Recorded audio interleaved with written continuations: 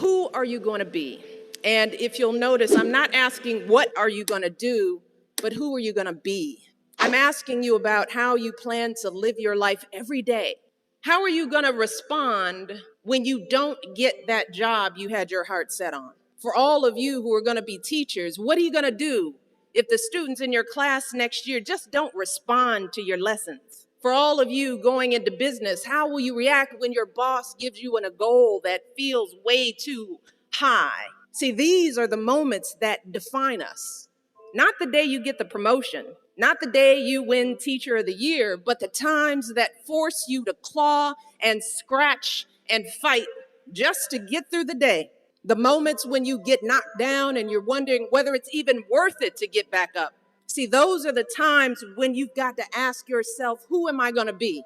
And I want to be clear, this isn't just some vague platitude about building character. In recent years, we've actually been seeing a growing body of research that shows that skills like resilience and conscientiousness can be just as important to your success as your test scores or even your IQ. For instance, West Point cadets who scored high on things like grit and determination were more likely to complete basic training than those who ranked high on things like class rank, SAT scores, and physical fitness. So what we're seeing is that if you're willing to dig deep, if you're willing to pick yourself up when you fall, if you're willing to work and work until your weaknesses become your strengths, then you'll develop a set of skills that you can mold and apply to any situation you encounter, any job you might have, any crisis you might confront. But you got to make that choice. And let me just share just a little secret before I end. As someone who has hired and managed hundreds of young people over the course of my career, whether it was during my time as a lawyer, as an administrator, as a university, a nonprofit manager, even now as First Lady, I have never once asked someone I was interviewing to explain a test score or a grade in a class. Never. I have never once made a hire just because someone went to an Ivy League school instead of a state school. Never. What I have looked for is what kind of person you are. Are you a hard worker? Are you reliable? Are you open to other viewpoints? Have you stepped outside of your own self-interest to serve others? Have you found a way to serve our country, whether in uniform or in your community? Again and again, I have seen that those are the qualities that I want on my team, because those are the qualities that move our businesses and schools and our entire country forward. And just understand this.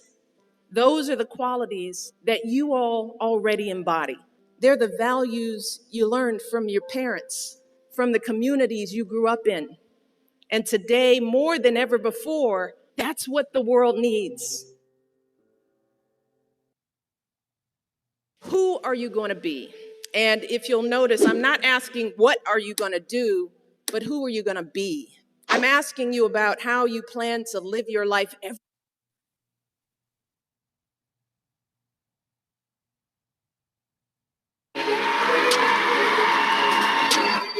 If I could write one book, maybe I could write 2 books, then 3 books, then 4 books. Listen to me, there ain't nothing you can't do. You handle your business, money will come and chase you. But you gotta be the best person you can be so that you can even be trusted with money and wealth. Listen to me, y'all. I had a teacher in 8th grade tell me I wasn't high school material. And I believe that they actually set my mom down and was like, yo, your son not even gonna make it, so you should just go ahead and like wrap it up. Like I can't legally leave him behind again, but I think you should probably go ahead and just sign him up for this special ed course. My mom was like, nope. And you know what I did? I went into the 9th grade with that mentality. And I failed. I got kicked out of one high school. Then I went to another high school and said, okay, I'm gonna try my 9th grade year one more time. Failed out of that one. Went to the 3rd. I went to 3 different schools just to get my act together in the 9th grade.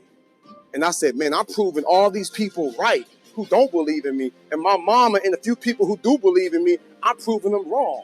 Like, let me stop playing my people. Because when I play my people, I'm playing myself. And so some of y'all, you think it's cool to disrupt class. Man, you playing yourself and you playing your people. Because there's people back in the day that got burnt and beat and spit on and dog sick and water hose to get an equal education. And we come to school looking how we look, all clean and fresh, and we think it's a game, but people died for this. So I'm at a place in life now, I'm like, yo, I ain't trying to take back, I'm trying to give back now. Listen to me, y'all. And I started to grow level by level by level by level. And after I finally got my act together in high school, I took summer school courses. Some of y'all about to put the work in. I took summer school, I took night courses, you know what I'm saying? I graduated on time from high school, and I said, shoot, if I could do high school, maybe it's something to this college thing. Let me tell y'all something right now. You going to college. Like there ain't no if or don't worry about fast for student loans. You going to college. But you got a program inside your brain. Now you're going. Like there can't be no doubt. And so for me, I said, bump it. If I could do high school, shoot, I'm going to college. I did college, got that bachelor's degree in social work. I said, well, shoot, if I could get my bachelor's, maybe I could get my master's.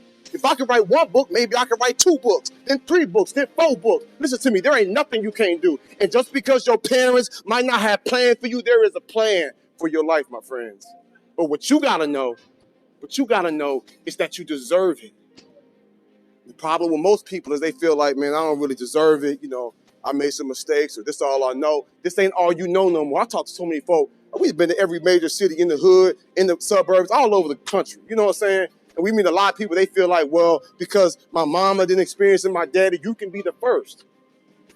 You can be the first in your family to experience these things. You can be the first in your family to gain it. I think about my 3-year-old daughter now. I'm like, for one, she gonna have scholarships to go to college. And for 2, we gonna already have that bread saved up just in case something go wrong. You know what I'm saying? Like me and my wife, we ain't just buy a house, y'all. We built a house. My girl got to choose what type of hardwood floor she wanted, what type of granite counter she wanted. You know what I'm saying? We got to build that in our 30s. My daughter, I promise you, her credit gonna be so fire. You know what I'm saying? She's gonna be on a whole nother level because I'm creating a new culture.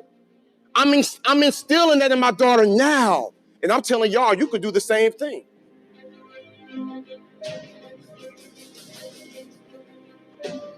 Wow. That was awesome. I hope you guys are fired up. You know, we wanted to get something to catch your attention. So, welcome back everyone. Today is Wednesday, August the 4th. Or is it the 5th? No, it's August the 4th. Yes, see, we've had such a busy week already. I just want to say welcome back to our Caribbean Youth Empowerment Summit. This is really the plot goodness zone, right? Plot goodness for your life zone. As you can see with the videos, we got to go hard. There's no time for weakness. We got to go hard because it's all about you. It's all about your life. So for this evening and this week, just to remind you of the greatness that you have within you. So we're just here to stir it up a little bit because it's there already, right? So we just want to remind you of that. Every single one of you, you have greatness within. You have greatness within. You are a seed of greatness. And our job this week is to educate you, empower you, and elevate your minds so you can unleash your greatness because only you can do it. All right? So, welcome back again. I'm so excited for our plot goodness zone. That's what this is. And we've got one more night, but tonight I just want to thank everyone for joining us again.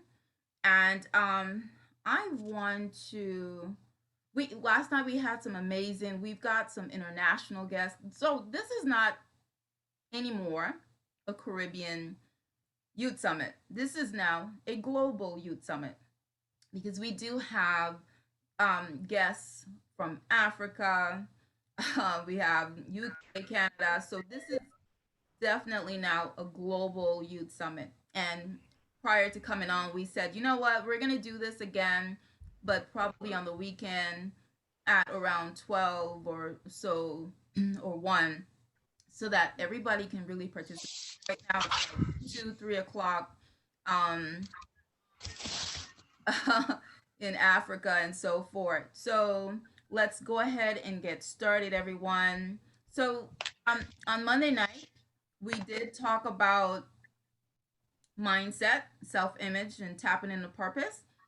Tuesday night, we talked about Education, Employment Prep, and Business 101. And tonight it's going to be about emotional health. So we just want to say, just hang tight. We're not going to be too long, but and if we are a little long, this is valuable. This is about your life. Okay, so I am going to go ahead and introduce the moderator from Monday. So last night we had a moderator from our moderator I Pierce from Jamaica, and today our moderator again is Miss Michele McDonald, and I want to just say a quick, in case you missed Monday, I want to go ahead and just read her bio really quick.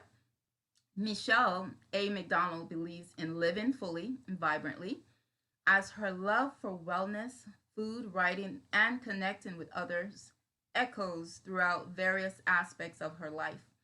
As the host of the web series Vibration, she empowers individuals to speak their distinct truth, passions, and personal message on a global online stage, and has featured Bahamian icons, entrepreneurs, and visionaries. She is also a member of the Complementary Medical Association in the UK. She has attained a degree in business management with honors and graduated in the first cohort of the Academy of Women Entrepreneurs in 2020. So I just want to just say I wanted you all to see the flyer of Michele, and Michele again taking the time out of her busy schedule to join us and to be our moderator for tonight. So welcome, Michele. Welcome, Donna. It is such a pleasure to be here. I am absolutely loving tonight's topic. Yes. So let me make you.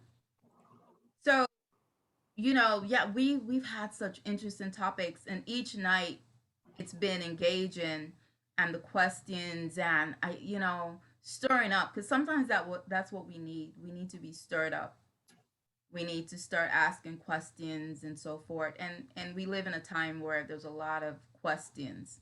And so I am grateful to all of the partners, presenters, the youth that took the time, because we know that they could be doing other things, but for a young person to join, to sign up, and then follow up by coming on to learn how to impact their life, that says a lot about that young person. So big ups to you all that are doing that.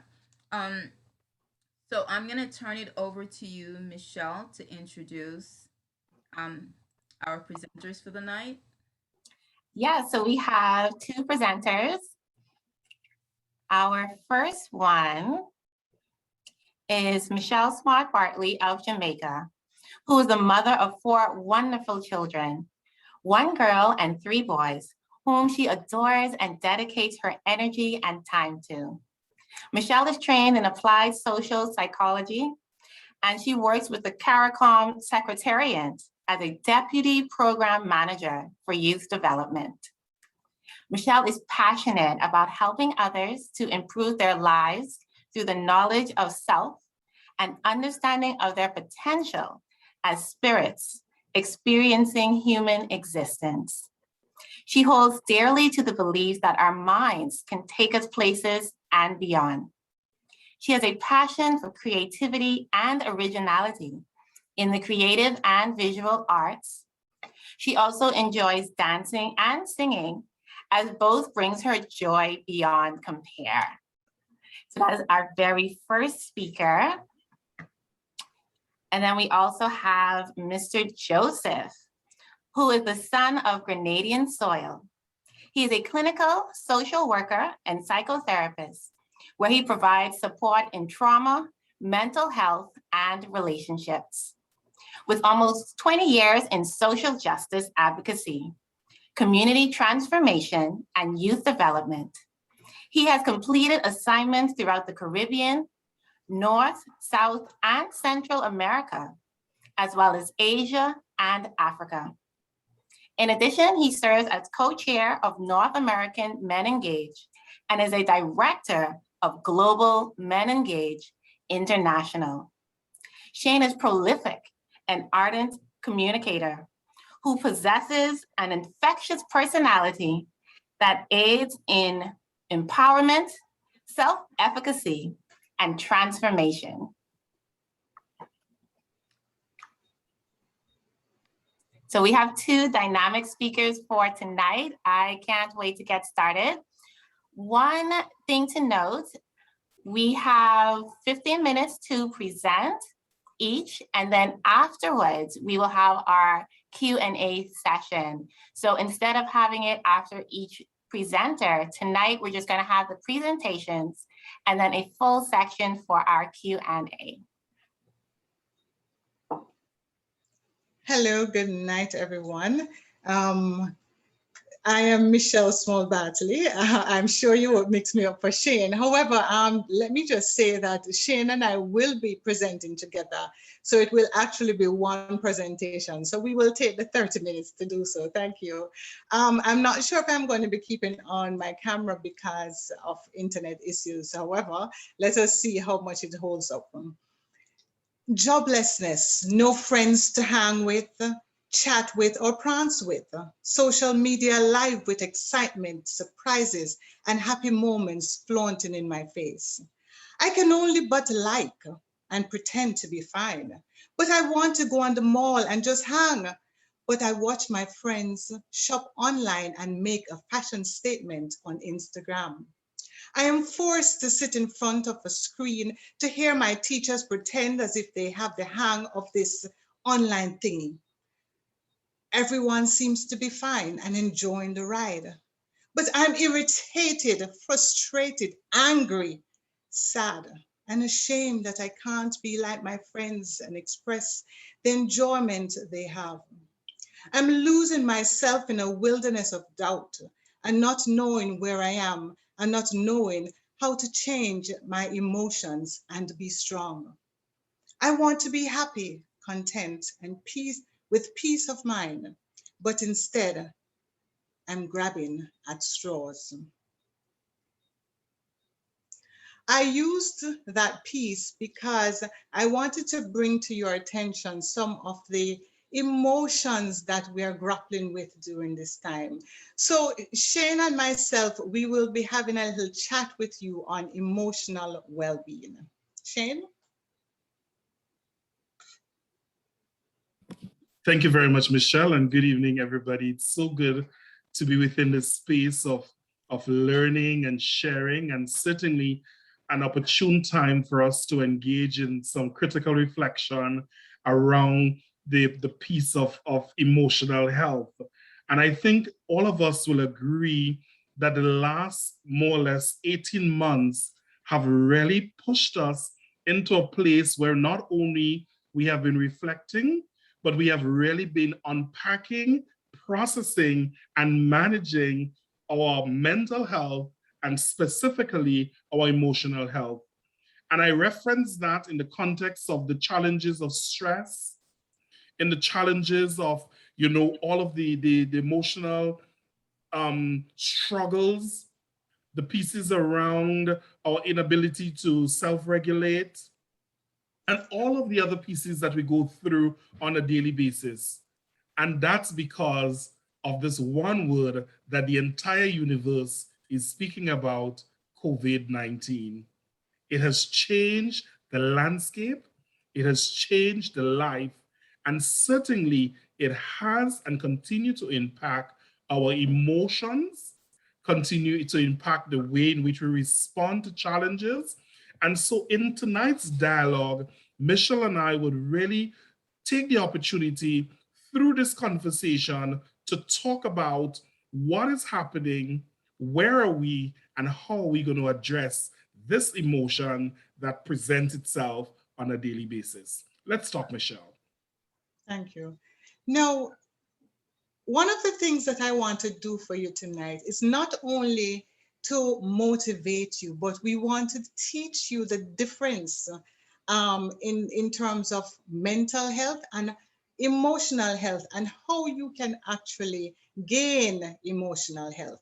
So we often hear about mental health issues, and of course there's a lot of people who take a very, or put a very negative stigma that's associated with it. However, mental health has to do with our psychological health, what it means, our cognitive processes, how our brain functions, the hormones that are in our body, the chemicals that it flows through our body that gives us life and gives and dictate our behaviors. It talks about, it looks on social well-being, the interactions that we have with our friends and within the social space that we have. Then it talks about emotional health. And I won't talk too much about that now, but what I will do for you is explain that a little bit.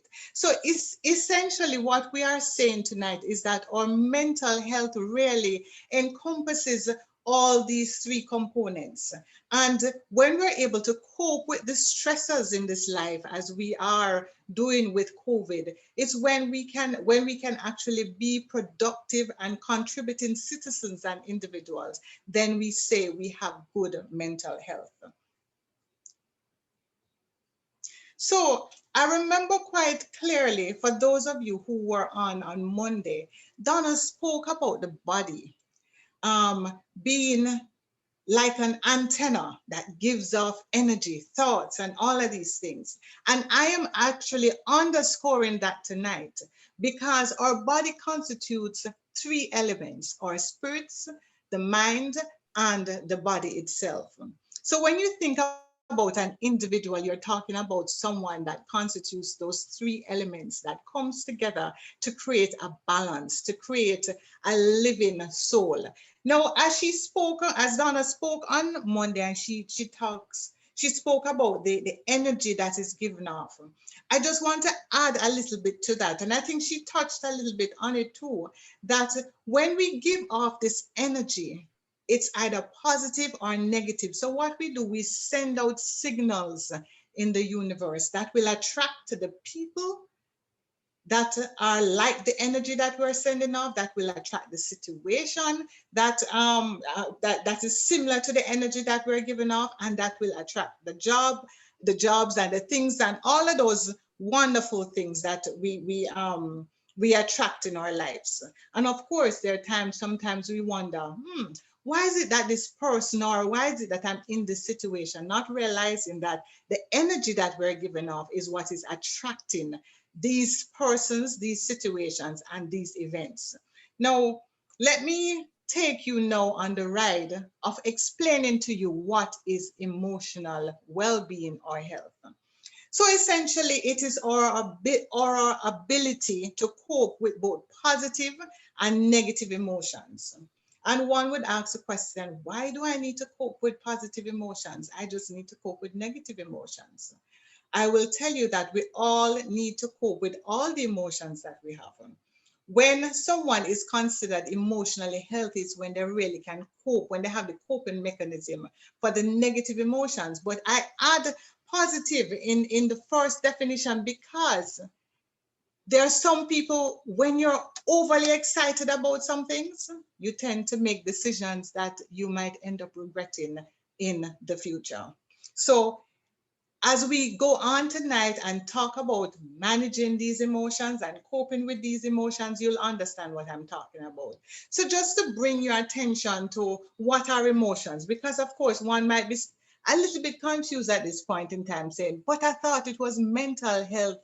What are emotions? Some people will say it is the feelings, but I will tell you from a psychological perspective, they will tell you that it's the innate physiological reaction to a trigger. But let us forget about that definition. What it is are those negative and positives that we see up there. It is what we feel when we have hate, fear, regret, guilt, shame, sadness, anger. And for the positive one, when we have love, happiness, empathy, and hope. Now one would say, but these are the feelings that I have.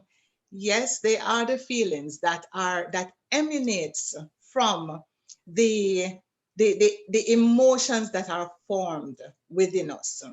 And I say this because our feelings comes from the consciousness of these emotions that are there. And our emotions are actually developed from the experiences that we gain from childhood onto this very present day. Just to mention that on a daily basis, we actually speak 80% of our speech is about negativity. Can you believe that? Now, if we speak 80% negativity on a daily basis, how difficult is that to manage? Isn't that extremely difficult? And I'm sure a lot of you might be saying at this point in time, yeah, because I even think it. And the data actually tells us too that 95% of what we said yesterday is repeated in our conversations or through our thoughts the next day.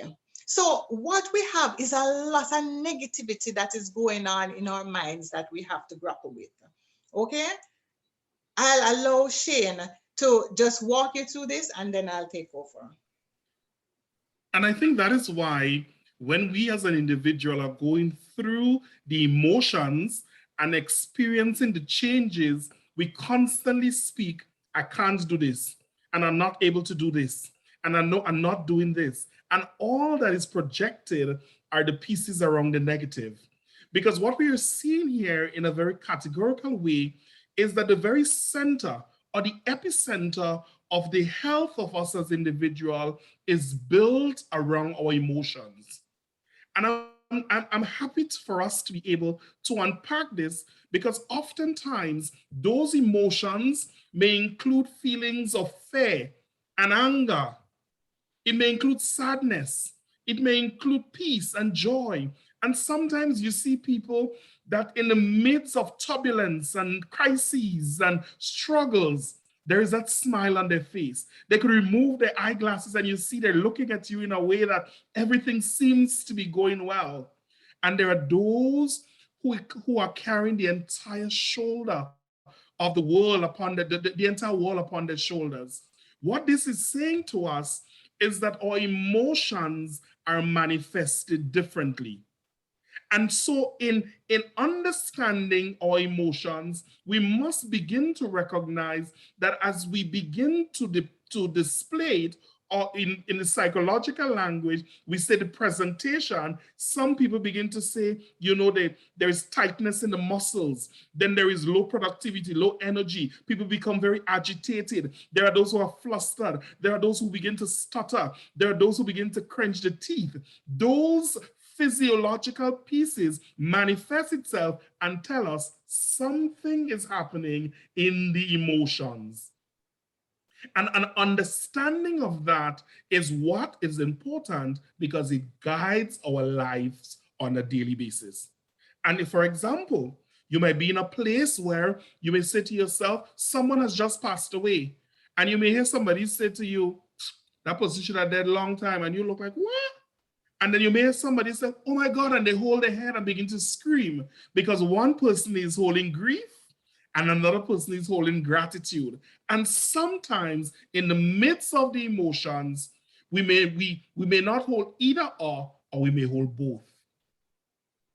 We can hold grief and we can hold gratitude because it's all impounded in the emotions. So Michelle, take us through that negative piece that you talked about, because here we encompass what happens in emotion, but those negative pieces that seems to permeate our system, tell us how it affects us on that daily basis. What happens? So you would have seen from the diagram before that there were one set of or three sets with the purple, green, and the blue that emphasize the positive. And I'm just going to go back to it for emphasis here before I even address this aspect. So let us look a little bit on those positives in terms of the joy, in terms of the peace and the love, and look at the physiological difference that between the calm and the that's the yellow, sorry, the Yes. purple and the red. So the person feels calm when they feel peace. There's a perceptive alert, and they are relaxed and tranquil. Now, if you look over on the negative side where there's sadness, you'll realize that the person have a tightness or constriction in the chest. And Shane had pointed that out to us. Now, there's a reason why I emphasized that a while ago, because our emotions really, they are the catalysts to our well-being. Essentially, the negative emotions that we are feeling, remember I said to you earlier that the definition in a psychological sense is really an innate physiological reaction triggered by a stimulus. What it means is that when I feel hate, if I feel absolute hate for Donna or for Shane, what happens is that it brings, it sometimes the hate that you feel causes you to be angry, and your skins begin to get warm and your blood pressure increases when every time you see that person. So I hate Donna so much. You see, like how she having those nice earring and that nice blouse this evening, and I don't have a nice blouse and a nice earring like that. I just envy her and I hate her for having all of that. Now, what happens really is that it is not that you're only saying it, but your body has a reaction to the negative emotions that you're feeling.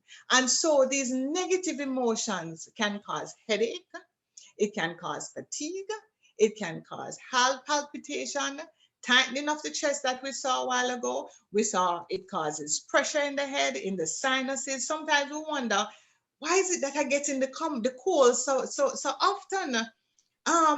Are eating properly, but what happens is that our negative emotions are impacting on our immune system, because that's what it does.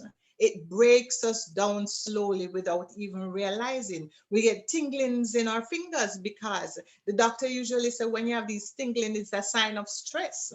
It means that the body physiologically is reacting to the negative things that are happening in your thoughts.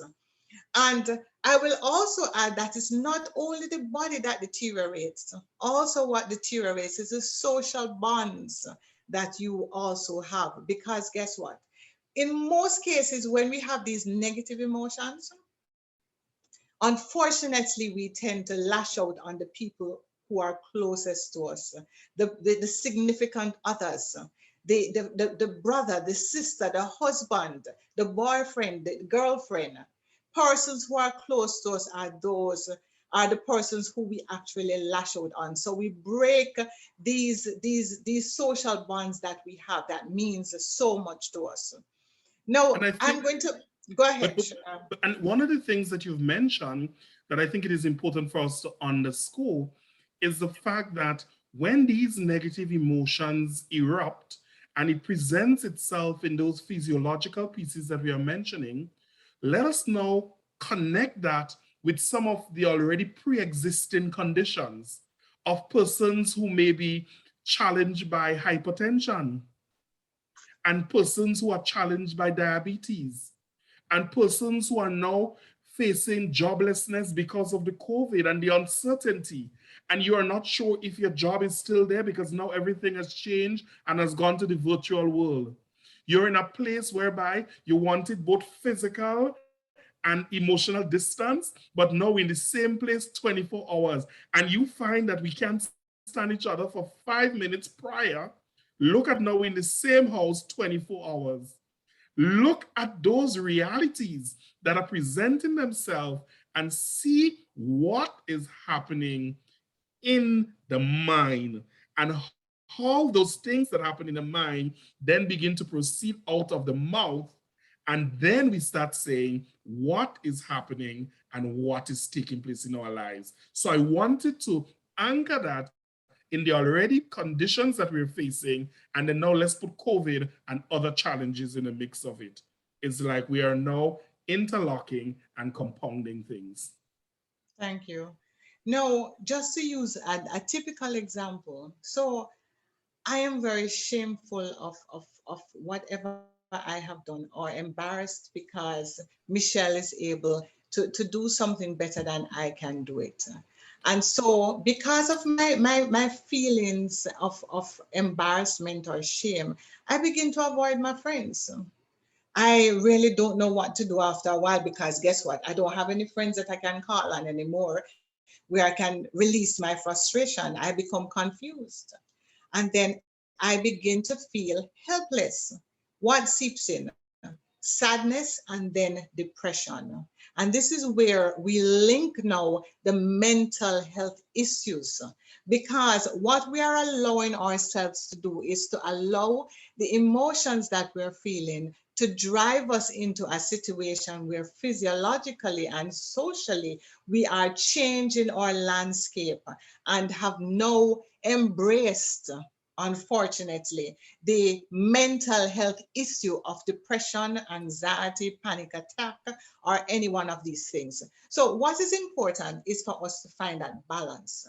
Now, one of the things that we want to do for you tonight is to help you to recognize signs of emotional unwellness. And some of these that are on the screen at this point in time might be familiar to you because you would have seen a lot of these aligned with mental health issues because they're so closely knitted.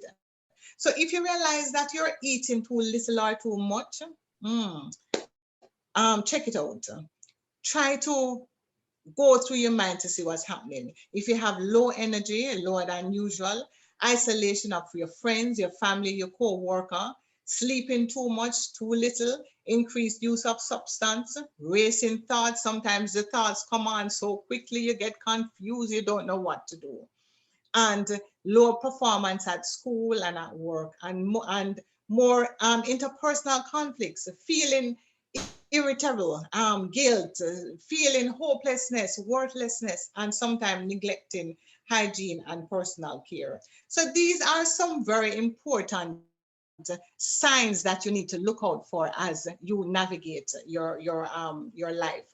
Now, I created an equation where I am saying that your emotional health is equivalent to your total health.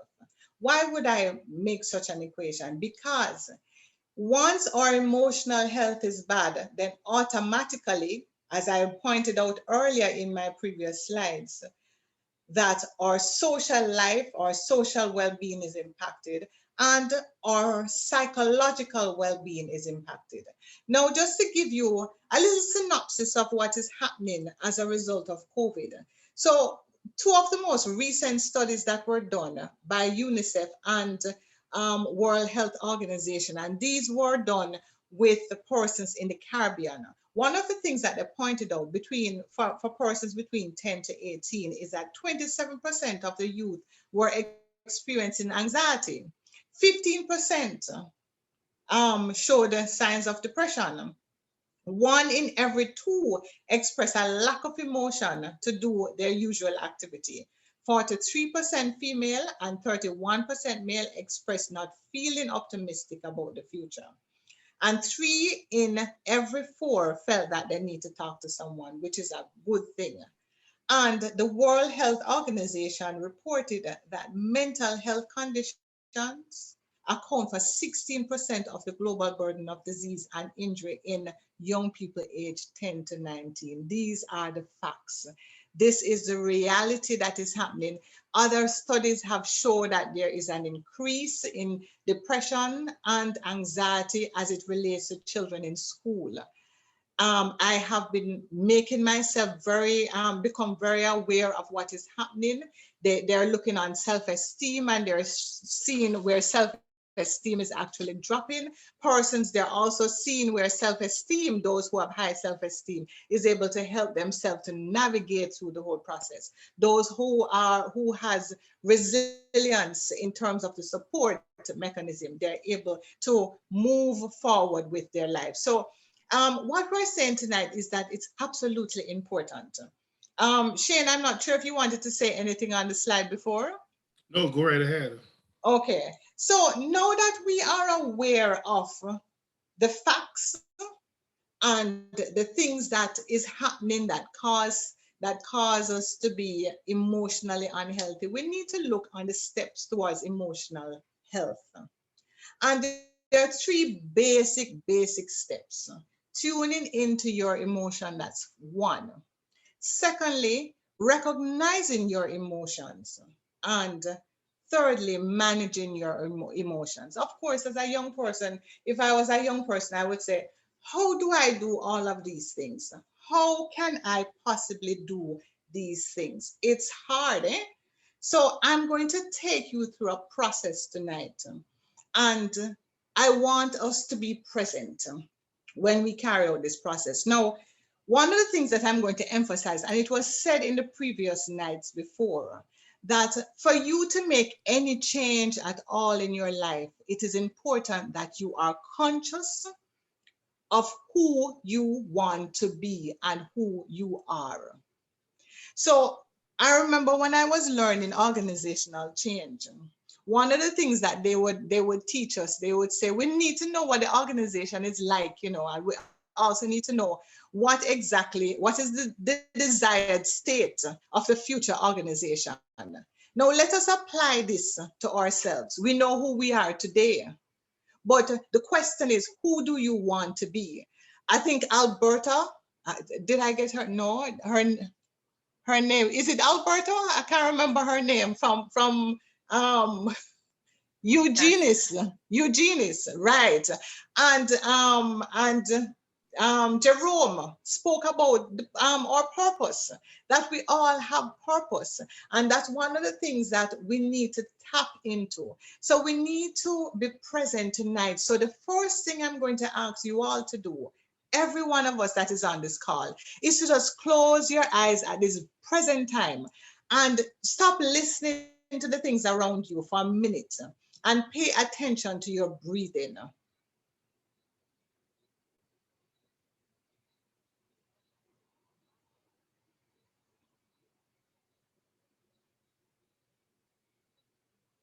Then I want you to pay attention to the sounds that are around you. Not necessarily my voice alone, but the sounds that are in your environment. Hear them individually.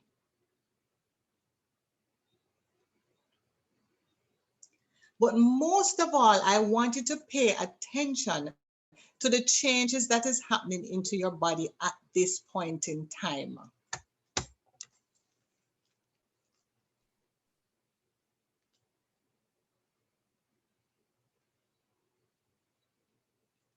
And one of the change that I can guarantee you that you'll feel is a sense of rest, a sense of peace.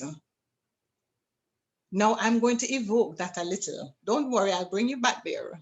But I'm going to wake that up a little bit. And I want you to first think about a negative incident that happened in your life. Something that was traumatic, that still haunts you until this very day. Just think about it for a while. As you think about it, think about what exactly about that situation or that person that evoke that negative response from you. What is it that is causing this negative reaction? Think about the emotions that you felt as you experience this situation or this person.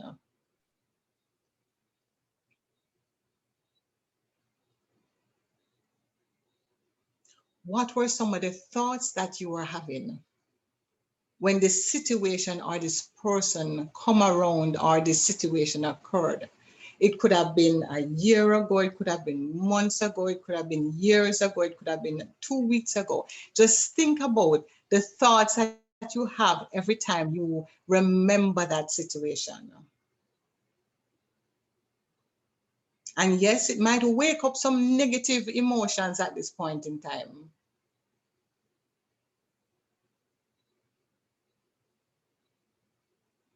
Think about it. Did it make you angry? Are you beginning to feel sad again, like you're repeating the situation all over? No, I want you to keep that picture in your mind.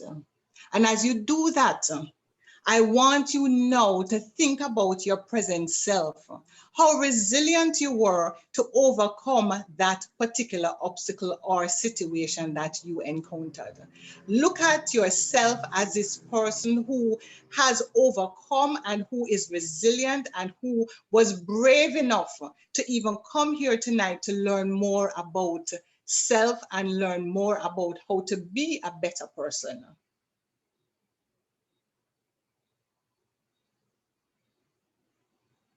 See yourself as something beautiful, as someone who is powerful. In my introduction, Michelle would have said that I personally believe that with our minds, it can take us places and beyond, and it can give us the autonomy that we need to go through this life. We all have the potential to do great and wonderful things. And you need to see yourself that way. Embrace yourself and tell yourself how much you love you. It doesn't matter that negativity that you experience. Just see the picture of you and how resilient you are. Now, one of the things I want you to do is that whenever that situation reoccurs again in your life, you're going to use this as a distraction. Use this to remind yourself of who you are and the beauty that you saw in yourself. And that's one of the ways that we use to manage our emotions.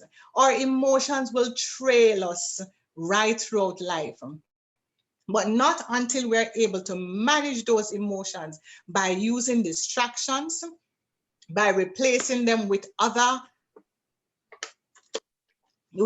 feelings, and replacing them with more positive things, that we will be able to move beyond this point. Now, excuse me, I'm going to ask if there's anybody in the group who was unable to get past that negative emotion, to just type yes in the group. If you are unable to, then myself and Shane will talk to you after the session, okay? But at this point in time, I'm asking you to use that positive, to erase and to use it as a distraction, that if the situation or the person should reoccur in your life, that you will have the ability to not only move the negative emotion, but to be able to interact freely and be your best self as you are. At this point, I'm going to hand over to to Shane. Yes, I think as well that as we begin to look at all of the different energies and the different pieces that are happening, and you're recognizing the struggle that you're facing, both within the cognition, I want you to not to stifle these emotions, but to stay with them.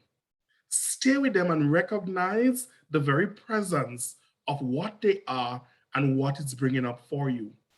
Because in that space, you will begin to do an examination around the things that you're able to control and the things that you're not able to control. In that, it may evoke for you an opportunity to say, what about my attitude? Am I taking good care of myself? Am I being gentle and kind to myself? What is happening with my thoughts? Did I learn from my past mistakes?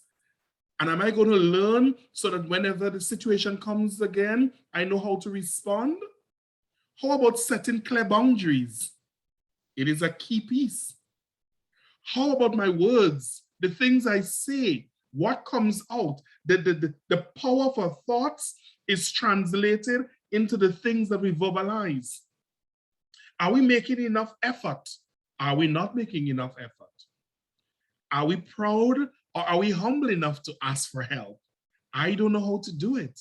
I want to be in a place, can you help me? And it is important that you begin to look at those things, because if you are able to examine your beliefs, your attitudes, your opinions, the verdict that you put about yourself, you will then be able to decipher, and you will then be able to be in a place to say to yourself, I am only able to control the things that I'm able to control. And that is about being very intentional, and that is about being very authentic in that space within your emotions. And you will see that the reason why we are encouraging you to be authentic and intentional is because there are some habits that we need to examine, and there are some things that we need to do in an effort to be able to say, now that I recognize the things that I can control, what I have power over, I am able to say the best control that you have is self-control. And in that way, I would like to give you 10 positive mental health habits or strategies that you would be able to think about and to process. And they include talking. There is a power in talking, people. And as Caribbean people, as people who are from the continent or wherever you're situated, we all have the ability, and in some cases, the opportunity to be able to talk things through, both self-talk and to be able to talk to others. We are able to think things through. We are able to engage in mindfulness. We are able to challenge and disrupt some of our thoughts. We are able to connect, which is one of the powerful pieces around managing our emotional health. There are times you just need to just put everything down and take some time for you. It's called self-care. Relax, some rest and relaxation. Don't worry about what's happening tomorrow. Be intentional now. Put your foot up and just relax. Embrace the very moment, the birds that are singing, the breath that you're experiencing, that opportunity to do nothing. Those are some decolonizing pieces that we need to be able to embrace and to do as individuals who will value the importance of the quiet moments and the importance of rest and relaxation. Self-care is key. Begin to not dwell on the negative, but build on the strengths. Begin to examine your values and understand the role of exercise and keeping the muscles and the blood and the adrenaline and getting the headspace into a place where you're keeping yourself fit and getting yourself, embrace the walk of nature on mornings. Sit in your chair and just, put away the phone, get away from the Twitter and the Facebook and the Instagram, and just spend some time with you. Good night. And then once you're able to do that, you will then begin to embrace the pieces around how am I going to problem solve? And I have news for you. Not only will you be able to do that, we're going to leave you with a strategy we call learning to declutter your emotional space. Those things that are all around your emotions, those things that are going to cause you to experience the dissonance and the worry and the stress, remove them. Get rid of them, declutter. Do that cleaning that will allow the mind to be free and the emotions to be free. And those things that are healthy, those things that are able to empower you, keep them close. What you feed will grow. What you starve will die. Begin to declutter that emotional space, because you are responsible for your emotional health. Don't put that into the hands of another person. It's your responsibility to take care of your emotional health. With that in mind, it causes us to start questioning, are we taking care of our emotional health? If we are not, then Michelle and I are challenging you this evening to recognize how you're feeling at this moment. What is happening to you? What is it you're experiencing? What is the body telling you? What have you heard from what we have presented that is saying to you that you probably need to change some things because the emotions are kicking, the thoughts are racing, you are struggling, and so many busy pieces are happening? We want to leave you with the importance of your positive emotional health is the key to quality life every day. The key is the opening space. And with that in mind, we want you to pause to reflect as we embark upon that interactive piece around the questions that you would like us to engage in what we have shared and in pieces that you would need to clarify. We say to you, your emotional health is an important part of your mental health. Michelle? Thank you. I think you actually did a wonderful closing. However, you know, as you were talking, Shane, I for some strange reason, I thought my thought went all the way back to primary school. That's years ago. Many years, I'm sure a lot of you weren't born then, eh? But I want to share with you an experience that I had while I was in primary school and how it impacted my life up until about age 20. I'm going to start from age 20 and go a little bit backwards. So at age 20, I was doing my first degree. And I remember I used to be very good at mathematics. And I was having a math class that day. And I remember that the teacher had a very similar name to me. His surname was Small. So he said, "Miss Small, please come to the board and show the class how this equation should be done." And I remember when he called me Miss Small, I started to shake, literally shaking my clothes. And I couldn't understand why was I shaking and so nervous, because I knew exactly what to do. And I got up from the seat, and I remember I walked slowly, and he said, "Miss Small, you're not someone who moves so slowly. Hurry up and get to the board." And while he kept doing that, I got even more nervous. I went to the board and I started to shake like crazy. Didn't understand what was happening to me. And I took the thing and I worked it out on the board. And just as I put down the chalk and turn around to go back to my seat, I remember an experience that I had at 10 years old, which I will take you to that experience now. At 10 years old, I went to a primary school that it was an experimental school where they were actually testing those persons who had physical challenges with normal children. I was one of the normal ones, right?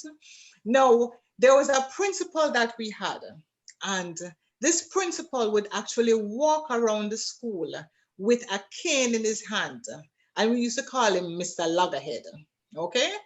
And he walked around the school with the cane, and every time we saw this man, we would run to hide. Nobody would want to see this man. And he would actually go to classrooms randomly and just pick out someone, send them to the board to do something. And so I remember when I was in grade 5, he came to our class, and I remember everybody, you know, as children, you think if you bend down your head behind someone, nobody sees you. But he actually saw, and he called me up, "Miss Small, get to the board." And the only thing I could feel at that point in time was fear. And it wasn't fear of going to the board, it was fear of being hit with that cane. And as I remember getting up from my seat, and I was trembling like a leaf on a tree. And I walked to the board, and he shouted at me again. I remember I literally started panicking. And he handed me the chalk, and he told me that I should write the answer on the board to the equation that he had put up there. And I remember putting my hand on the board, and I remember watching my sweat run from the board all the way down to the bottom. And when the sweat was running, that man took his cane and he hit me across the back. And I must tell you, I felt as if my whole world crumbled. Now, this experience lived with me for 10 years because even during high school, I was afraid to do anything publicly in a classroom. And I didn't know what was causing that fear until that day at age 20. It's like I was awakened and recognized what was happening. Now, I say this to you tonight because there are a lot of times that we carry around baggages, anger, fear, resentment, and not realize that these things were things that happened in our past, and we're not sure where they were originated from. And the exercise that I took you guys through tonight was really to help you to tap into some of those things. And this is something that you can do on your own, that you need to go back and revisit, because in order for you to regulate and manage your emotions, you have to understand the source. If you're not understanding the source, then you won't be able to overcome the issues or the negative emotions that you're feeling. So that is what popped in my head as Shane gave us his wonderful closing. But thank you very much. And it was a privilege for us to actually come here today and to have this conversation with you. I'll just add a little bit before I open for the questioning, that the decluttering is important. I personally use it in my life. I remember just a few days ago, my son called me, and he was very stressed a few weeks ago. And when he called me a few days ago, he said to me, "Mommy, I'm actually cleaning my house." I said, "Really? Why are you cleaning your house today in the middle of the week?" He said, "Because I was stressed. And I realized if I get rid of some of the stuff that are around me, I usually feel a little bit better." And sometimes it's not that you are getting rid of the things, but you are moving them out of your space so that you can breathe and you can feel alive and renewed. So these things are important. They're small but important. Thank you very much. And I'll hand over to Michelle. Thanks.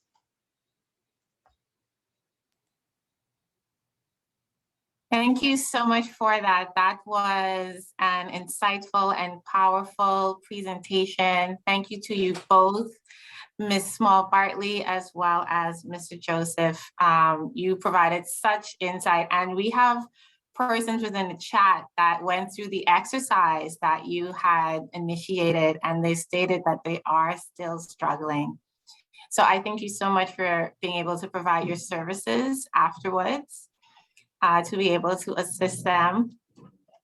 And you mentioned a lot of key points that we can keep in mind to help to understand just how our emotional health builds and connects to our overall health, but even our sense of self, being mindful, being present, identifying with the emotions that we are feeling in that moment, whether positive or negative, and being responsible with those. I think that's something that we can keep in mind, and we have to practice every single day. We did have a comment and question in one. So we had Shivani. She had stated a few things that you had looked into, which would be, what are your emotions trying to tell you? And you all had tapped on that when you see a person or you are in a similar situation, you start to have those triggers. Are you able to expand a little bit more on that?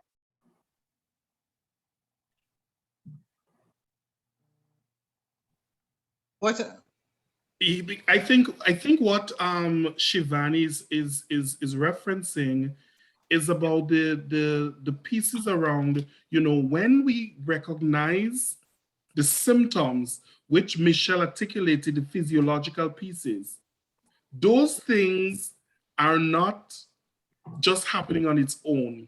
They're telling us something.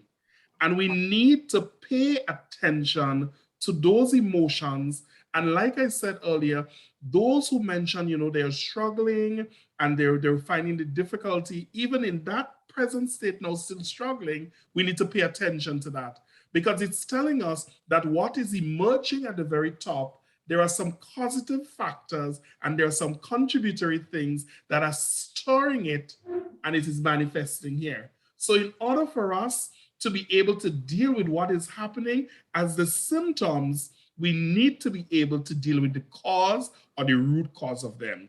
So pay attention to those emotions and recognize what they're telling us. Sometimes one of the key thing that emotion is telling us, slow down.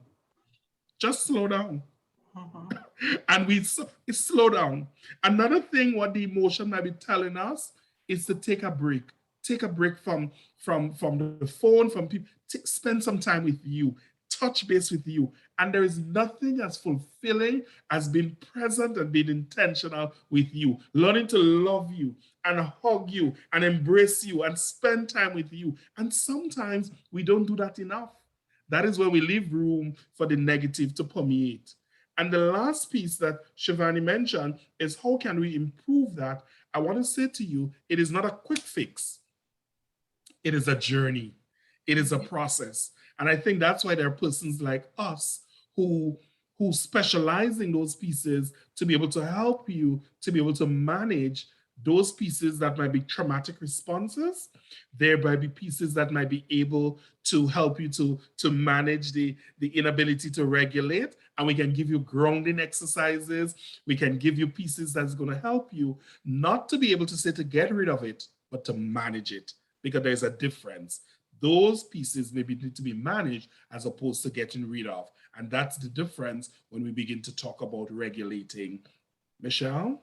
Yeah, one of the things I want to add in terms of the last question that was asked in terms of how to heal or improve your outlook, I think Shane did an excellent job in explaining that it's really a journey. But before you begin that journey and while you're on that journey, there's something important that you have to remain conscious. And when I say conscious, I mean present. Because and I go back to the presentations that were done last night about your purpose, that you have to know who you are and what you want to be. You have to know exactly what is it that you want to achieve. If it's just a situation where everything is going to happen by chance, then you'll never be able to overcome the negative emotions that you're feeling. You'll never be able to do it on your own. And when I say on your own, by just going through life without any care, you will have to come to a point of consciousness, of knowing that this is happening to you. You have tapped into why it is happening to you. So the first question was, what are your triggers and why? There are many triggers. I mean, every single emotion that you feel might be triggered by something else. And so that's one of the things. You have to know yourself well enough to know that maybe I'm going to give you a typical example. The other day, I was feeling very overwhelmed and I couldn't figure out what was happening. And you know what? One of the things that I did, one morning I got up and I realized my phone ping. And I got so annoyed.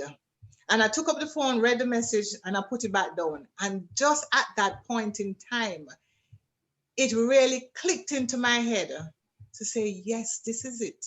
I am in about 1,000,001 WhatsApp group.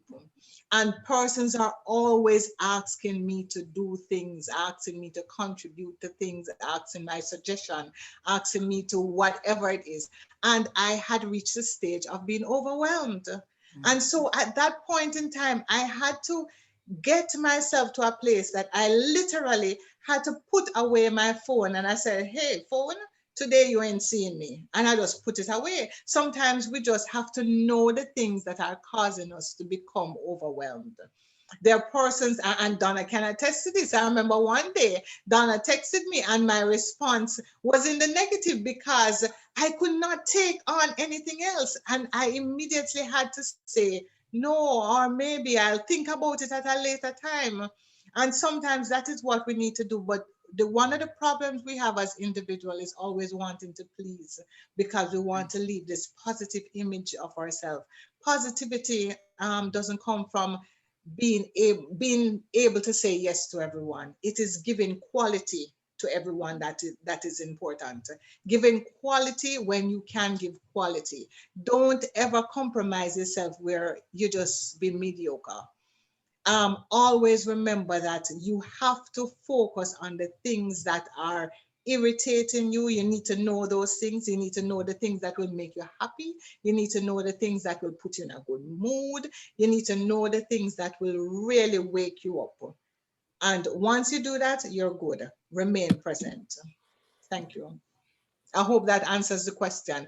And I will just like to say to those persons who are actually still experiencing negative emotions, although we will speak to you, because I know maybe there are others who might be experiencing and might be just afraid to say it. But one of the things that I'll say is that these negative emotions won't fly away. I will go back to the point of re-emphasizing that it's a journey. So what you will have to do is literally practice what you were taught tonight and be able to distract yourself when those negative emotions come up and replace them with things that are more positive. Replace them with the situations that you have experienced extreme joy and happiness in your life.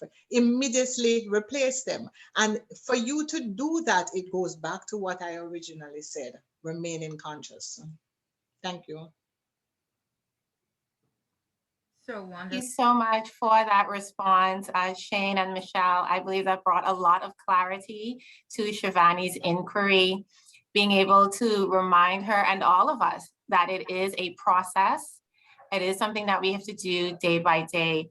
And also, Michelle, you've been able to show us how relatable you are by giving us that example of how you recognize your own trigger and how we can step back, take some time, connect with ourselves, remain conscious, and come back. And that way we are able to regain the balance that we need to stay at our best overall health. So we have two questions. We're going to go with Ms. Montpremier and then Ms. Stanley, followed by two comments. So Ms. Montpremier says, or she asks, what is the best way to help a child suffering anxiety? So without getting into the technical pieces of the jargon and the sort of pieces around the different tests and modalities that we use, there is a simple process that we normally would use, what we call the biopsychosocial assessment. What this is basically saying is that in order to address the anxiety, which is a symptom of something else that is happening in the child's life, we need to look at the biology, the age and development of the child. Is there a learning disability? What is happening? Is the child at a place where the child is emotionally regulating? What is happening from the biological perspective? We then need to look at the psychology, where we begin to ask ourselves, not only are we looking at just the physical makeup, but we are connecting the psychological pieces, which is happening within the mind and the cognition, to the social environment and creating a connectivity or interconnectivity of all three parts and saying this child who is 9 is now triggered because there is an absent parent, or this child who is 9 is triggered because the child is experiencing fear because of this. And so looking at those behaviors will point us and be able to tell us what is or what the child has been experiencing. I often say that in those situations, in order for us to be able to really effectively help the child to regulate and to manage this piece, seek the assistance of a professional within your school, within your local community, the nurse, who will be able to help you to get the best type of intervention. It could very well be that the child needs to be able to have a shift in the social activities. Getting out from that computer, leaving the phone and the game, and going outside and run around. Going outside and embracing that fresh breeze, the sun, the sea, getting into the pasture and burning the energy. that will create a whole new shift. And I can give you tons of examples. Instead of eating some of the junky pieces, how about eating some of the more authentic, real, deep food that is going to allow you, the yams and the plantains and the fish, to change in the diet? It makes a huge difference. And, you know, Michelle, over to you. No, I think you addressed the question very well. There isn't much that I can possibly say more than I can refer you back to what we mentioned before about looking at the various components. So anxiety is usually caused from various reasons. So we can't, as Shane correctly pointed out, that there is no way that we can immediately label to say that it's caused from emotion or it's caused from maybe a physiological problem that the child is having or from his social environment. So really, I think he said it perfectly well. Thanks. Thank you for that, Shane. And I really like how you connected it to two of the things that you had mentioned previously that would be beneficial for emotional health, which is connection and nutrients. So that was able to provide some clarity for Ms. Montpremier. So now we're going to go to Ms. Stanley. If you can unmute, you can ask your question, please.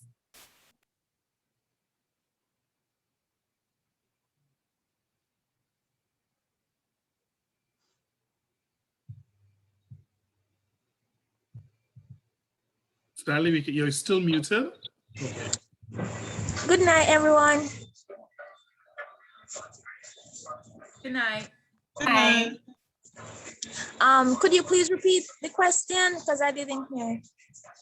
And I asked one of my teacher in the group to please to ask you guys to repeat the question.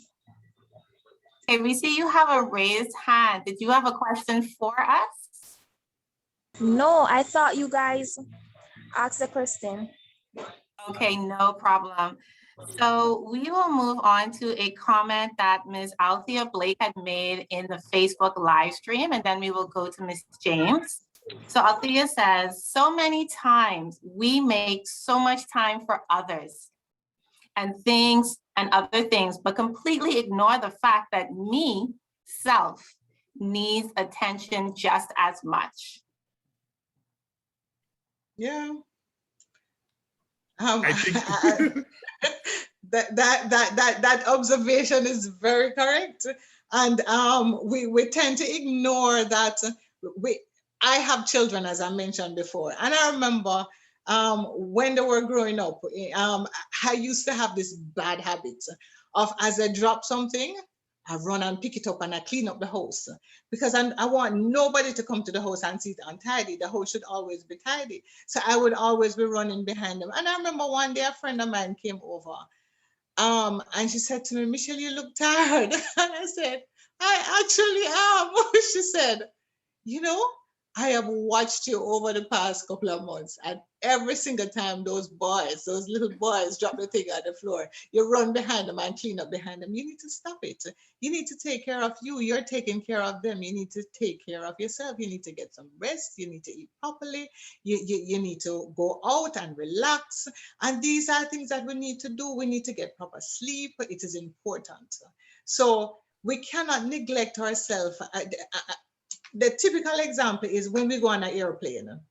The instruction that we're usually given is that if there is an if any disturbance or anything happen and remind me of the name, the oxygen should drop down, make sure you put the mask over your face first before you attend to the person beside you or the child or whomever else. And this is because how can you take care of someone else when you can't take care of yourself? One of my youngest son actually said to me, Mommy, I don't take advice from people who not living it themselves. And I said to him, but why? Because you go to a doctor and the doctor. He said, if someone cannot live by their words, it's difficult for me to believe what they're saying to be true. And this is important, that we need ourselves, our actions, we need to walk the talk and talk the walk, right? And to do that, it means that we put ourselves first. So her observation was absolutely correct. Shane? I think as well, sometimes that's where the guilt and that's where the pieces are wrong. When you take some time away from people, even if it may be family, people, you feel guilty. You feel a sense as, oh my God, persons, I'm away. No, no, no, no, no, no, no, no, no. Do not put your life into the hands of somebody else. You are responsible for you, and no one else can take care of you like you do. And it is so important, whether you believe it rhetorically or otherwise, if you hand the remote over to somebody else, they may put it on a channel that you don't want to see. They might be looking at something that you don't want, because on that remote, there are 5 main options that you have handed over to them. You have told them that they can either rewind your life, they can fast forward your life, they can do the play when they want, they can pause, or they can even shut the entire TV down. Do not hand over the power of what is important for your life. That is why Michelle and I are constantly saying tonight, be intentional. Taking care of yourself is not a selfish act, it is a priority. And I want to interject by saying to you that we often find in ways, Michelle, very Eurocentric way of doing that, meaning, going and get a massage and the therapist. Let me tell you, put some music on inside the house and begin to dance and begin to put that. People will think what's happening because they don't understand. Begin to sing and you begin to do those kinds of Afrocentric pieces that are very decolonizing in nature. Get that broom and begin to toss things out, and you begin to cobweb and sweep.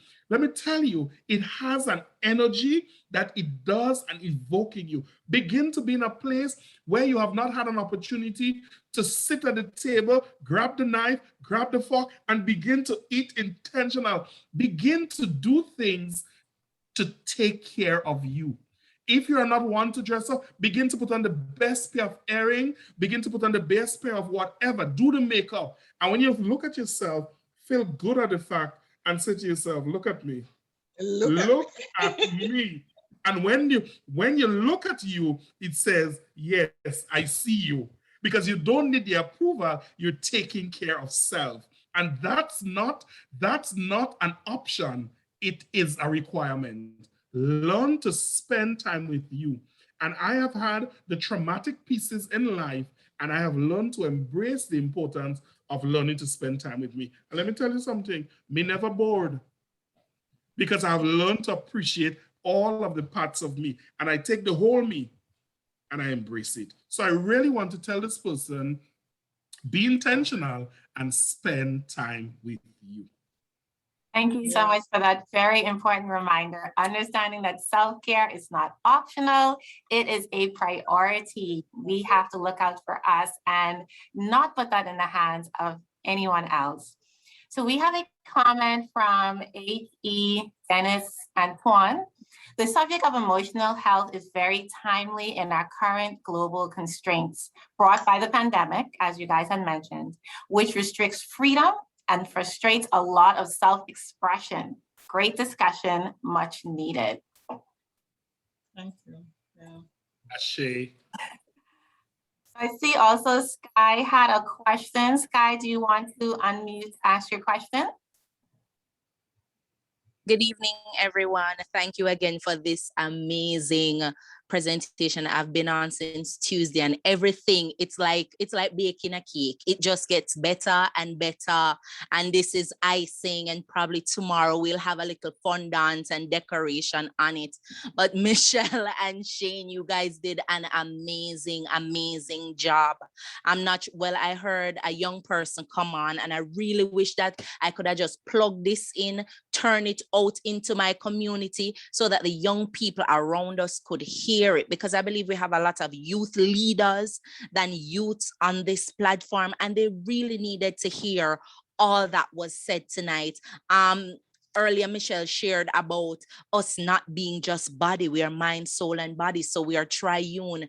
And many times these young people just think that, you know what I see is what I get. I know things are happening in my mind, but because I can't verbalize it, nobody not understand. Nobody not gets it, and that's the biggest lie that have been told. Because guess what? I'm sure Shane has been through some stuff that some other young man has been through, and his testament can help them. Michelle has been through some stuff, as you shared about that teacher and that going to the board. And I can't tell you how many students I have in like grade 6 that have been traumatized by things that they have experienced in probably kindergarten. Some teacher saying, you're no good at math.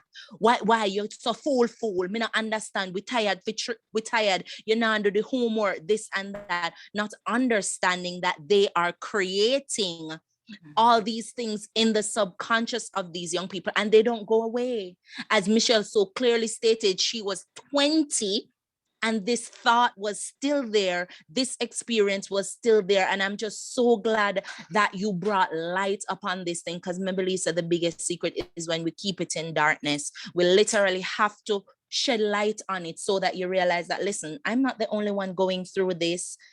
I can talk to somebody about it. They can help me get through, because I'm believing Michelle has overcome this hurdle in her life and is now able to help others. Just like Shane, all the dancing and the jumping and the throwing out stuff. Hello, Shane. That is the biggest kick to depression. And I realize that a lot of the young people are saying, oh, then depression, me can't bother, I'm bored. What is this contributing to? Shane talked about boundaries. The biggest circle that you have to protect is you. What are you saying to yourself? What are you talking about to yourself? Are you telling yourself, as Shane said, you look good? Yes, man. Look how you're cute. Because if you don't tell yourself, who is going to tell you? Who are you waiting on to tell you all these things? I love the 10 positive mental health habits that you shared, especially the one about talking. If you deal with young people, you realize that they don't talk, they don't interact, especially with the COVID-19 coming in, and we're having these Zoom meetings for youth ministries and other youth meetings. You realize that the young people them not talk. They don't even turn on their camera. They have the circle with that thing that says, this is me. And that is not you, because what they're shutting down, not interacting because of some lie that is going on in their brain. I believe slowing down is an issue. And as Michelle had brought us through that, that practical example of closing our eyes and listening to our surroundings. The biggest thing is nobody ever taught us to listen. They taught us to talk. They taught us to do all these things, but then nobody ever said, this is how you listen. And the first thing when a child gets out and we say, you're not here. What make you not here? But nobody ever taught us to listen. So I believe that was phenomenal that you shared that, and resting, as Shane said, taking a break. I go back to Tuesday when Donna spoke about affirmations for our young people that are online, that are going through all kinds of stuff and believe that you can do it. Guess what? Recalibrate and change and have an identity exchange and start looking at yourself not as what people are saying, but looking at you as the Godchild that you are. The King of Kings and the Lord of Lords says he is your Father. Believe it. So you can do all things through Christ who strengthens you. You're not alone. You're not alone in any of this. Not even if you're by yourself. You have an amazing Holy Spirit that comes alongside you to help you in all these areas. And you have amazing people like Michelle and Shane and Donna and Eugenia and all these people. It's a huge community. It's a global economy, it's a village, as our St. Lucian sister said last night.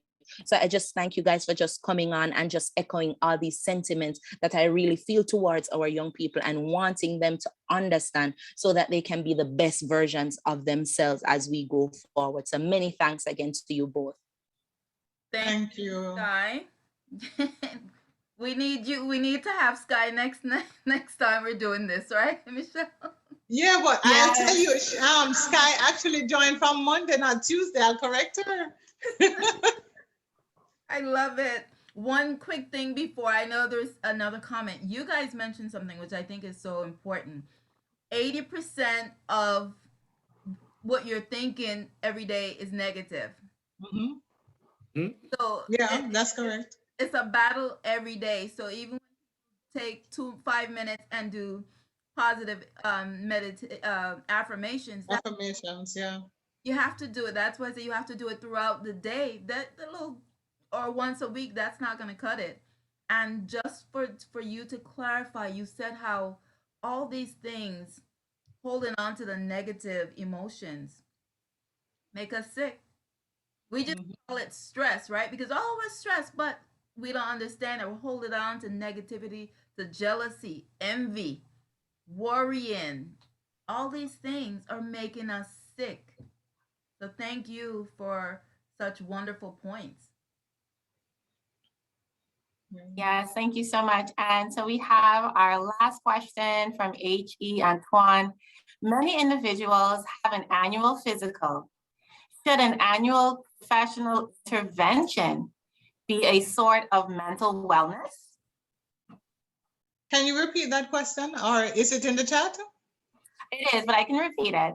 Many individuals have an annual physical. So you think about the physical exam or test. Should an annual professional intervention be a sort of mental wellness? So should that occur just as annually as the physical one? I would definitely say yes. I mean, we need to check ourselves first. And we also, when we recognize, because we can't really do it on our own. And I think we sort of point that out in our presentation tonight, that where we realize that there are issues or there are difficulties, that it would be very good to get that. Hello? Miss, could you repeat that question, please? So the person is asking, many individuals have an annual physical. Should an annual professional intervention be sought for mental wellness? It's actually in the chat. You can actually read it from the chat. And I am agreeing that it would be wise for us. You're welcome. It's actually wise for us to get that check. I mean, it's not mandatory because mental health it's just since recently, over the past few years, that we start to recognize how important it is for us to address our mental health, and that mental health is actually linked to our physical health. Interestingly, and I think us in the Caribbean are a little bit more unfortunate too, because we still have the stigma attached to mental health, thinking, oh, only unless my mother me need to go see a psychiatrist or a counselor or a psychologist. So we still have that stigma that we hold on to. And if something is wrong with me, I'm afraid to say it to someone because the person is going to see me negatively. So you still have these little stigmas that are attached, but it would be wise. You are the only person that can actually know exactly where you are and how you need to move to go forward. And to go forward, you might need that help, that extra help, that person to hold your hand, that person to coach you through, that person to counsel you, that person to guide you, and to give you the direction that you need. And I think just to add one piece to it, what I normally do within my own practice as a clinician is that I encourage people, like you would do your annual medical, we're checking for the physical pieces, but every single day, it is your responsibility to check in with you. You check in with somebody else. Hi, how are you? Have you ever asked yourself, how are you doing? And how are you feeling? And what are you experiencing? I want to introduce you to one concept called doing a body scan. And that body scan is going to allow you to scan the mind. What are you thinking? Scan the heart. What are you feeling? How is it pumping? How is the beat? Check your hands. What is it you're feeling? Check your toes. Then you check your system all around you. What are you surrounded by? And who are you surrounded by? Do a bodily scan every single day, whether you jump on the bus, you get into your cars or your vehicle, check yourself. What am I thinking? What am I feeling? What am I experiencing? Because you need to know about you. Do not transport the responsibility of your affairs into the hands of somebody else. A body scan, and in so doing, you're doing an inventory, whether you do it physically, spiritually, socially. It may mean eliminating some persons in your life. Some of the toxic elements could be family, could be friends, could be acquaintances. It could as well mean, as we talk about the decluttering in the cognition, because what happens is that if you don't, you would not be able to be within that window of tolerance, or what we call the ability to self-regulate. You'll be going up and down like a seesaw, and your life is miserable. And guess who? You have to deal with you. Do take care of you, and that's a responsibility that falls on you. Mhm. Wow, thank you. Man, the questions keep going, but we're gonna wrap up. And there is one last question, and I'm taking this question because this gentleman is in the Gambia in Africa, and it's about 3 a.m. his time. So he asked, an incident of psychiatric disorders is rapidly increasing daily, and which contributing to many young people to be homeless. What is your professional advice to avert this as global community?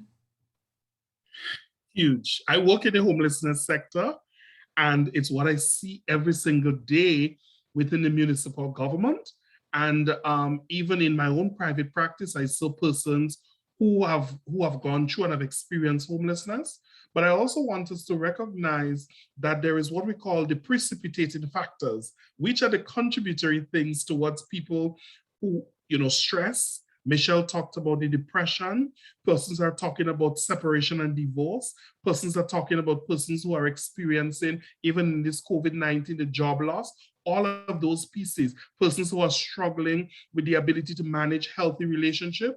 When those factors put themselves into play, you lost your job, you no longer have a house, you end on the street, you end in a shelter, those things begin to exacerbate and kick other things into play. And we begin to find that those kind of both psychological and other diagnoses are now becoming very eminent. And you'll find that they'll say, you have this chronic disorder, panic disorder, you have a diagnosis here of this and that. And then you may find that you can get the medicalization model of the medical pieces, but you can also embrace in something that we are fortunate in the Caribbean and Africa.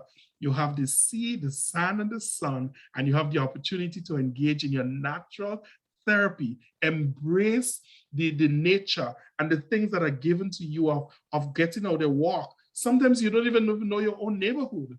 Engage it in the pieces around the self-care of practicing good and healthy exercise, because failure to do that is what oftentimes contribute to a lot of the other challenges that persons are dealing with, psychosis and all of the other things on the varying spectrum.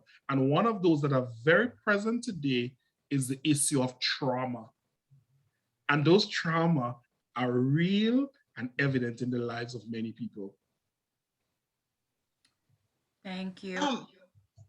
I as I read the question, my thoughts went running, because it has been a lingering thought that I have over the past few years, because I'm one of those persons who look on life not only from my own immediate environment, but from a wider perspective. And one of the observations that I've made is that the world is deteriorating. And what I'm putting across here is just my personal views, right?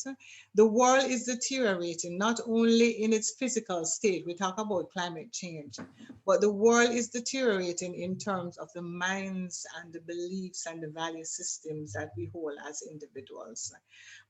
Parents, unfortunately, have been doing poor jobs. No longer are parents wanting to stay home with their children or giving the attention to the children that is needed. I remember one of the reasons why I went into applied psychology was because for me it was important to understand the linkages to our social existence as well as our physiological existence in terms of the biological aspects. And that was really what drove me into psychology. And one of the things that I learned that actually stuck with me for years is that the things that my parents gave to me, not only through genetics, but the socialization, the nurturing, the attachment that was formed at birth, and unto the point when I had reached a stage of being fully developed. Those things have remained with me up to this day. And if we take those things away from our children, what they're left with is the internet becomes their teacher. And of course, the internet is good because it has a lot of information. But how are they directed? How are they guided? That becomes a concern.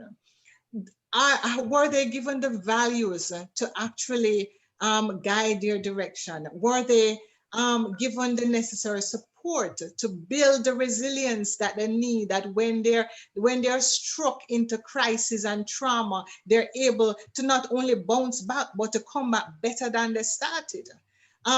So these are the questions. What are we doing as parents? What are we doing as adults to help our young people? But not only that, we all have the individual responsibility.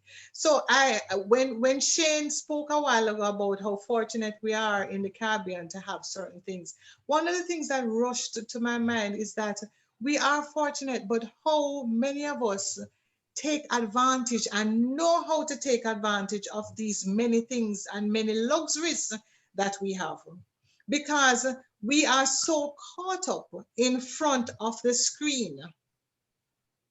We're so caught up in front, holding the phones in our hands that we forget to even go outside and experience the sunlight. We are so close to the sea that can give us the tranquility we need, but we don't even go outside to feel the breeze because we're so caught up in front of the screen.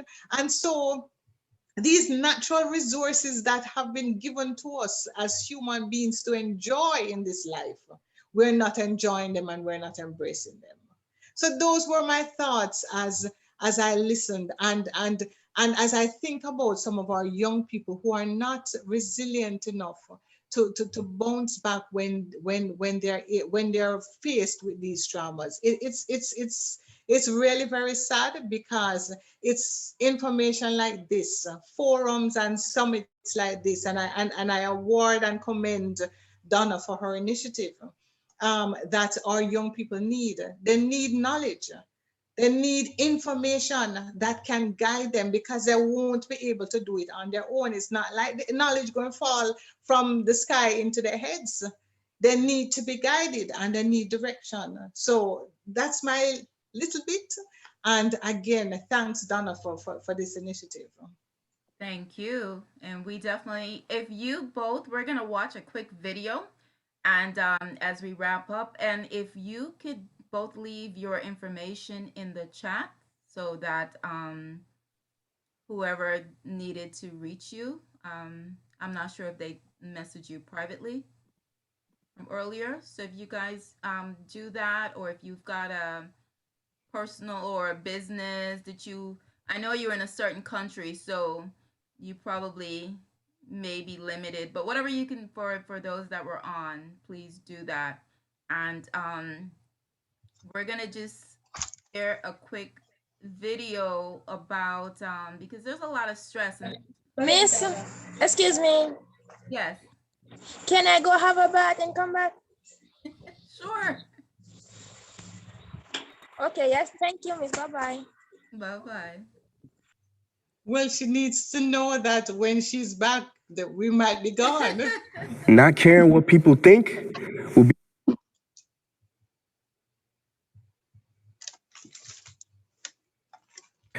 Not caring what people think will be the best choice you ever make. Bro, this whole I want to be popular stuff is basic. I know you see the cool kids, they dress fresh, they get the attention, they turning up, they going to parties, and you want to be like them, right? Keep it 100. Sometimes you feel like you're not enough, right? Well, I'm telling you, you are enough. You were born original. Don't you dare die a copy. You were born to stand out. Stop trying to fit in. Popularity does not mean quality, but I get it. I get it. See, in this crazy world we live in, it has no chill. Some people are loved for being fake, and others are judged for being real. But you have to be real. Never stop. Because it's better to be hated for who you are than liked for who you're not. So what if you don't fit in? So what if you're not perfect?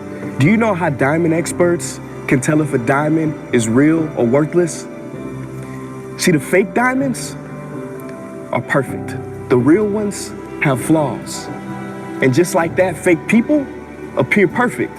Real people make mistakes and have flaws. And let me tell you this, the coolest people don't care about being cool. The people who care about being cool are the saddest. When they go home, they're not happy with who they are. Because see, popularity is when other people like you. True happiness is when you like you. See, me and you, bro, we got the same story. See, I was that shy kid. There was nothing I wanted more than for people to like me, but it didn't happen. And I would always think like why? Why can't more people like me? And then it dawned on me. See, sometimes the universe has to protect you from what you think you want. See, me not being popular gave me time to work on me. And when I worked on me, everything changed. When I had the courage to be me, people started coming to me. See, I found out that I was enough already. And just like that, you are enough already. See, nobody has lived your life. Nobody can tell your story. So pick your head up. Don't dim your light so that others don't have to squint. Don't hide your shine underneath the shade. Don't trade your dignity for popularity. You may not be popular now, but you will be great one day. Right now, you may not be well known, but one day you will be worth knowing. So keep focusing on you. And don't worry about what these people think, mainly because most people don't think. Most people will judge you based on an opinion from somebody else. Man, treat these people like coupons and cut them out of your life. Leave them on red. It's time to focus on you. You may not see it now, but in 5 years, none of this popularity stuff is gonna matter. See, popularity ends on yearbook day. What you build and who you become will last the rest of your life. So don't let them write your story. You keep caring about what people think, you will forever be their slave. And you're stronger than that. So never forget who you are, because it is who you are that makes you great.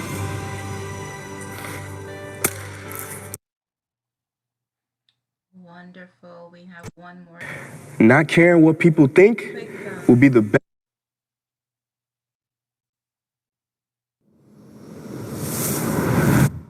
Perfection. The condition, state, or quality of being free from all flaws or defects. I think the actual definition should be a 10-letter word describing something that doesn't exist, or prison, maybe straitjacket. See, perfection is a virus, a tumor, a growth. It infects the mind of who it attaches itself to until it eventually destroys the host. I hate the very word perfection. It has driven me crazy for years, guided by fear. I was constantly comparing myself to my peers, stressing and striving to reach some idea that only existed in here.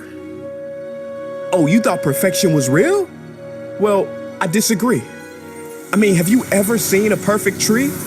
In real life, have you ever gone into a forest and seen a perfect tree? Nah, see, they all got a little something going on. Some lean this way, some lean that way, some have a little too much moss, and some got a whole bunch of bark that's been ripped off, but somehow, they're all beautiful. But when it comes to people, we don't seem to see that we are all beautiful.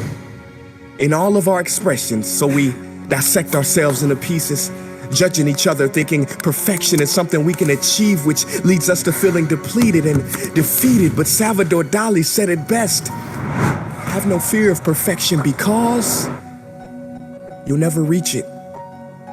Ladies and gentlemen, there are two doors in life. Door number one, be perfect and be admired. Or door number two, be real and be loved. I say choose door number two, and choose it quick, because life's too short to try to live up to something that doesn't even exist. It makes no sense. So please, create your own unique expression. Color outside the lines. Be the pretzel that refuses to knot. Be the marble that doesn't quite roll right. Do the dance that nobody's ever seen before. And don't worry if people stop and stare. I mean, if the Leaning Tower of Pisa was straight, nobody would care. See, when mistakes are made, beauty is birthed. You know why they call it the Model T? Because that's how many letters it took for Henry Ford to get that darn car to work. So don't worry about always being first and getting it right. I mean, Sony's very first product they ever made, it cooked rice. So embrace your mistakes, they are to be savored. Failure is the condiment that gives success its flavor. And true success is being yourself in a world that's constantly trying to make you someone else. You know, I was reading the other day about a Japanese tradition called kintsugi. What they do is, if an object breaks, they fill the cracks with pure gold, because they believe that when something suffers damage and has a history, it is all the more beautiful. So I say love your cracks. You may call it brokenness, but it is the way your light will shine through. And if you have no one in your corner, then consider me your supporter, and we will smile together as society tries to diagnose our gifts as disorders. You don't need to be a perfect person with perfect makeup, perfect skills, or a perfect build. Because the truth is, real people aren't perfect, and perfect people aren't real.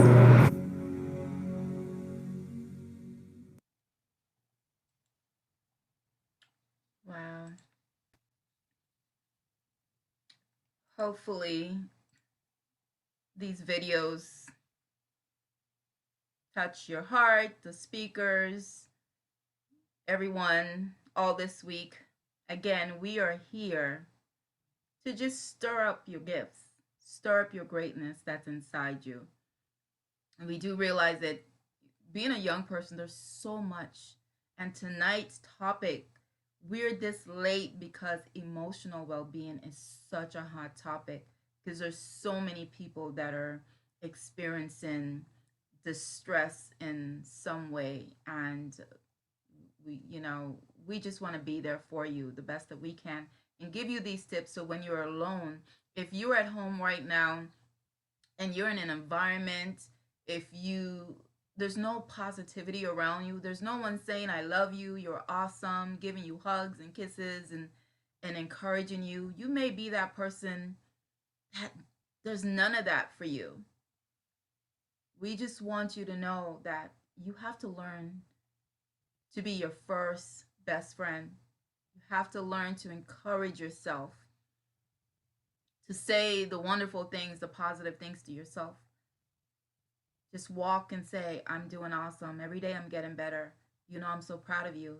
You're doing a good job. Keep saying that, repeating over and over, because that's how repetition. Remember, we learn negativity. Negativity is like a language that we learn. So if we learn English and want to speak Spanish when we were older, it doesn't work. You can't just pray it away and say, God is not a genie in the bottle. We need to understand the laws, mind, body, soul, and feelings. See how important the emotional piece is? Carrying around the negative bondage inside secretly, you're sick. So it's important to get in touch with yourself daily. Carve out some time, some me time. Find that love. Take a few minutes with, after you pray, do meditation. Praying is talking to God, and meditation is like listening to God, because you're still, you're quiet, and you hear Pray for confidence, creativity, knowledge, wisdom, and understanding. Too much, we pray a lot for things. Pray for those things. Take some deep breaths. Breathe in abundance, love, health, well-being. Breathe out negativity, fear, anxiety, worry. Do a couple of those. Breathing in goodness and mercy, love, peace, infinite love, health, wealth. Breathe out fear, anxiety. All these things are so important for your well-being. We just want to thank everyone. Thank you, partners, for joining us tonight. Presenters, this is gold. This is gold, I tell you. This is being recorded, and we're going to share it for those that are not on Facebook. But on Facebook, it will be Women of Culture with the KINC. Okay, so Women of Culture, Inc. And it's live right now, but you can pick it up and watch it. But we're going to do the YouTube video so that you can share it to the schools and to the students. And again, we're all over. This is no longer Caribbean. This is global, because we're in Canada, UK, Africa, US, and the Caribbean. So we want to thank all my awesome partners, the moderators. Everybody was awesome behind the scenes. Verona, James in Jamaica, thank you all so much.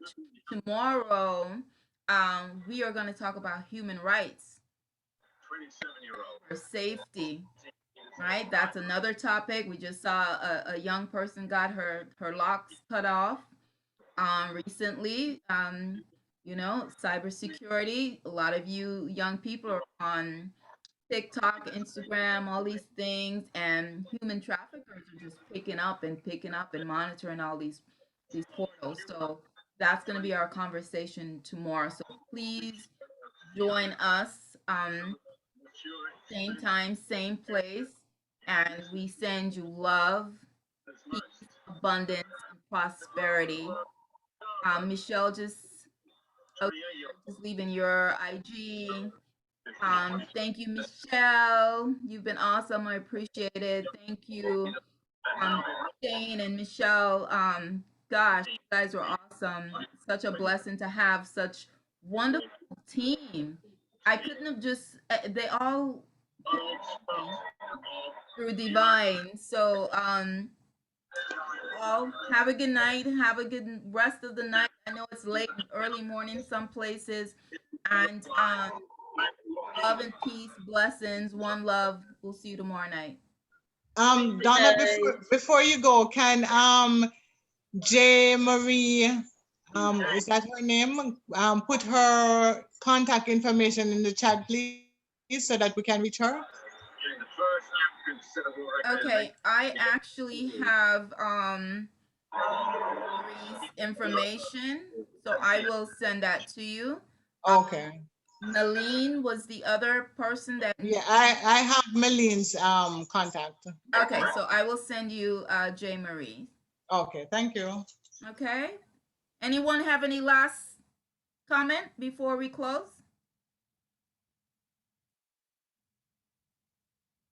No? Okay. I would like to say thank you to everyone, all of the young people, and thank you again. Great.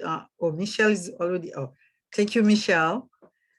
And we have both Michelle, but thank you, Michelle, first, who was, a host. And thank you to Michelle, and thank you to Mr. Shane. That was so wonderful and powerful. And the young people, remember, love yourselves, as they say. And remember, you have an assignment and there is a purpose for your lives. Yes. And get in touch with the emotions.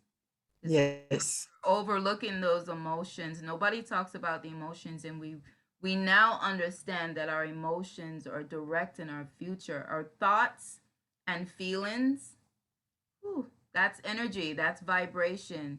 And we're in low vibes, as Bob Marley would say, watch the vibes. It triggers just negative situations, people, opportunity, things like that. So as we learn to raise our vibes, raise our vibration, and that's why you need the time with the self-talk and the positive chatter in your head. Remember, we are our first enemy. God is waiting on us. We're always saying, oh, we're going to wait on God. God is waiting on us.